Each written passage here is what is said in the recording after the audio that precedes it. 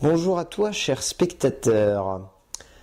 Une merveilleuse histoire du temps, ou The Theory of Everything, de James March.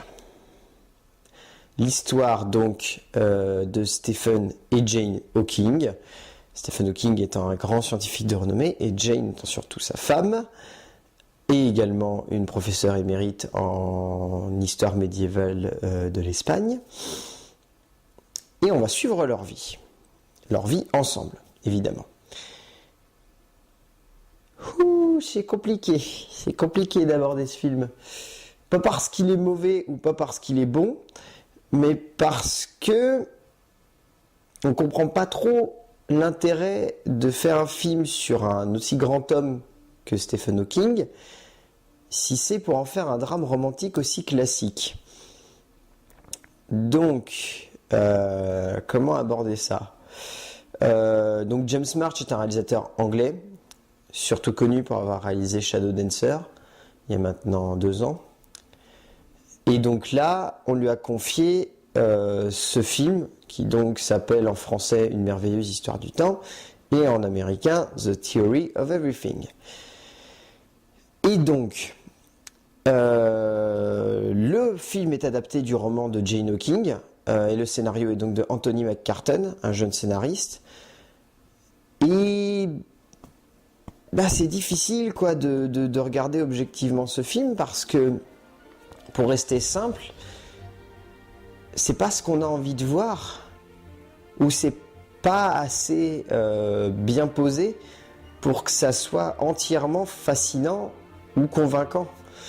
Parce que on peut pas faire comme si de rien n'était en racontant une histoire romantique banale quand on met Stephen Hawking dans ce film. C'est ça qui est compliqué. C'est très joli de raconter une histoire d'amour aussi à part que celle-là. Mais en soi, c'est assez étrange parce que, comment dire ça subtilement, on s'en fout. On s'en fout tout simplement. C'est sans aucune animosité contre Jane et Stephen Hawking. C'est pas ce qu'on a envie de voir. Si on nous vend un film qui est un biopic sur Stephen Hawking, on ne peut pas faire main basse sur la quasi-totalité de son travail, même si on met en avant sa femme qui l'aide dans son travail. Ça reste beaucoup trop simpliste. Et là, très clairement, c'est un film beaucoup trop simpliste. Qu'est-ce qu'ils ont été à chercher, à vouloir absolument montrer la sous-importance de sa femme? C'est ça qui est complexe parce que tout le long du film, sa femme ne nous est pas montrée comme faible, loin de là, mais elle nous est montrée comme doutant constamment de ses sentiments pour Stephen, si ce n'est au tout début. Mais reste du temps, elle est montrée constamment en doute. C'est assez compliqué, dans ce cas-là, de construire un drame entièrement basé sur leur relation, si ce n'est pour nous montrer constamment que oui, elle a de l'affection pour lui, mais l'amour s'éteint petit à petit. Pourquoi ? Parce que lui s'éteint aussi petit à petit. Et on a beau à un moment faire une scène où on essaie de nous faire comprendre que Stephen, soi-disant, aurait une relation avec sa secrétaire, l'ensemble du film nous met du point de vue de Jane, donc résultat, on déteste Jane plutôt que Stephen. Et c'est compliqué de ce point de vue-là. Enfin, c'est dans ce genre de moment-là que le titre américain prend tout son sens, The Theory of Everything, parce que le film est tout à la fois, tout et n'importe quoi. Et de ce résultat-là, on comprend un petit peu le sens du titre. Mais c'est assez complexe, donc ça va pas du tout dans la bonne direction.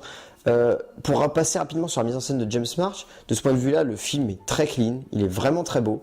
James March distille une esthétique vraiment, vraiment subtile, très proche d'un certain classicisme des drames anglais qui rend vraiment bien à l'écran. Il y a un jeu de lumière qui est très très bien fait à de nombreux moments.